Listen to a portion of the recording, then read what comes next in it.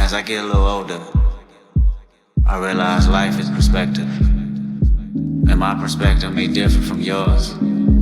I want to say thank you to everyone that's been down with me. All my fans, all my beautiful fans.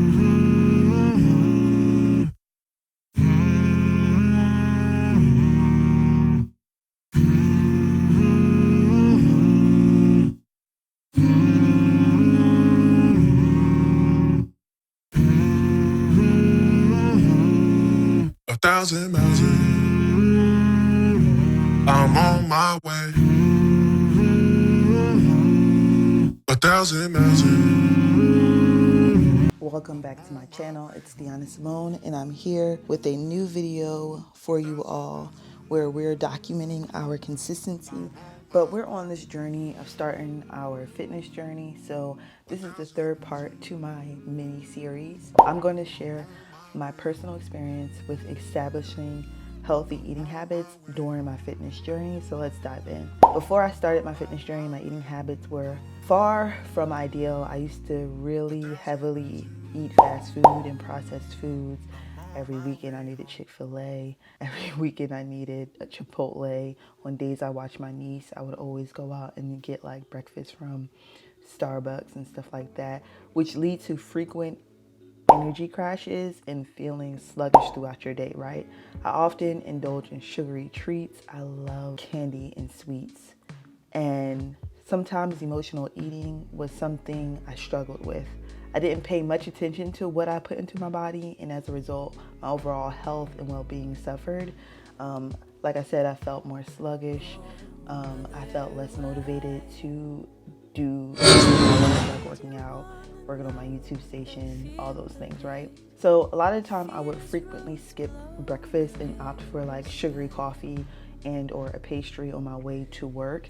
And this is more so what I was doing on my commute to work, because I used to take like 2 trains and a trolley to work. So I didn't really have time to eat at home, so I would just grab food on the go.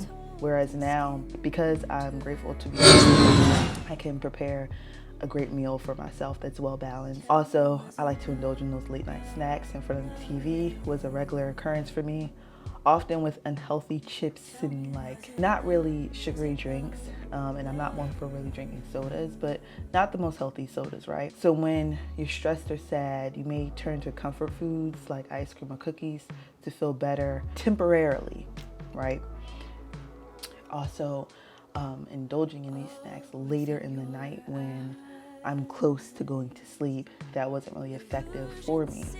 So these are just my experiences and my unhealthy eating patterns that I had to overcome. So overcoming those eating patterns were very significant and challenging for me. It required a conscious effort and a willingness to make positive changes, right?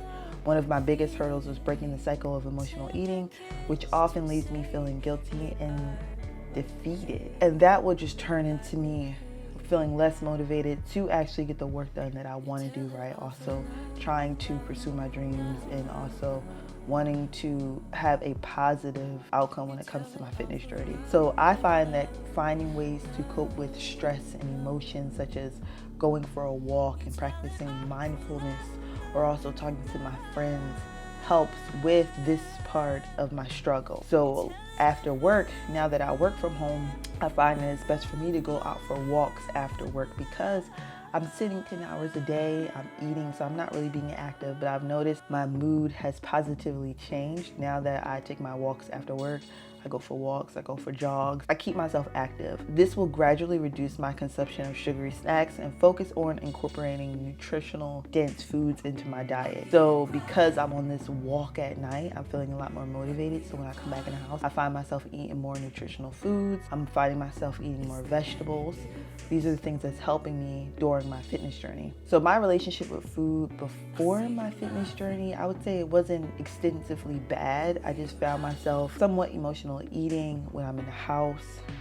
You know, like I said, going over to work, I would find quick things to eat before I would go into work. And let's just take into account, during that time, I was very active. I was doing a lot of walking before work and after work. Now that I'm not doing that, working from home, I had to actually think about what my diet will look like because I'm in the house now.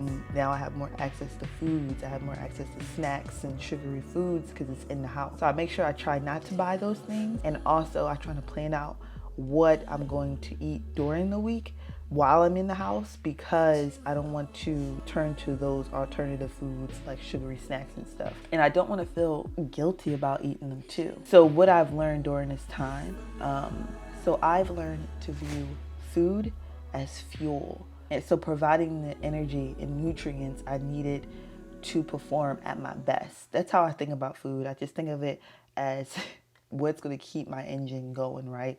So me wanting to be on this fitness journey and wanting to have energy, to have the strength to go through my workout programs, right? The first thing I'm thinking about, what can I fuel my body with so I can accomplish these things in the morning? So when I come home from work, I'm making sure I'm drinking a lot of water. I'm making sure I'm eating a lot of fruits. I like to have my oatmeal with a big bowl of fruit. Lunchtime, I make sure I have a well-balanced lunch and also a well-balanced dinner. And dinner might be my most favorite meal because I want to go to sleep satisfied and I want to wake up not feeling hungry or also sluggish. I want to wake up very light. So I started experimenting with cooking nutritious meals at home. So I'm discovering the joy of preparing fresh, wholesome ingredients. I keep it straight up.